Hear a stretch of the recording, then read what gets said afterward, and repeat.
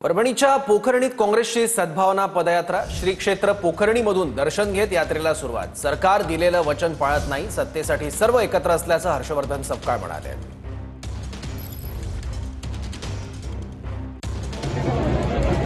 आपल्यासोबत आहे सपकाळ साहेब, काय सांगाल? सद्भावना यात्रा काढण्यात आली, नेमकं काय कारण आहे सद्भावना यात्रा काढण्यासंदर्भात? महाराष्ट्रामध्ये सद्भावना लयास गेलेली आढळून येतात आणि परिणामस्वरूप माणसावरचा विश्वास, जाती जातीवरचे एक तणाव आणि धार्मिक तेढ ही निर्माण झालेली आहे।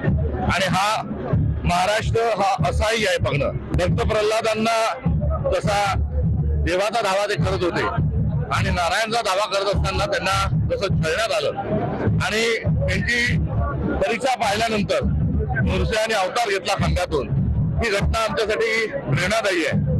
आज भाजप जे आहे हे ज्या पद्धतीने भक्त प्रल्हादाला छळलं, त्याच पद्धतीनं काँग्रेसच्या आमच्या नेत्यांना ही छळत आहेत, कार्यकर्त्यांना छळत आहेत। आणि त्यांनाही हा संदेश आहे की काँग्रेस ही या देशातला जुना पक्ष आहे, काँग्रेसचा डीएनए आणि भारताचा डीएनए एक आहे। जसा नृसिंहाने अवतार घेतला होता तसाच आगामी काळात भाजप स्वरूपी राक्षसाचा त्यांचा खरंपण नष्ट करण्याकरता आता पुन्हा नृसिंह अवतार घेईल, ही आशीर्वाद आणि प्रेरणा घेऊन आम्ही आज निघालोय। टीव्ही 9 मराठी, पोखरणी, परभणी।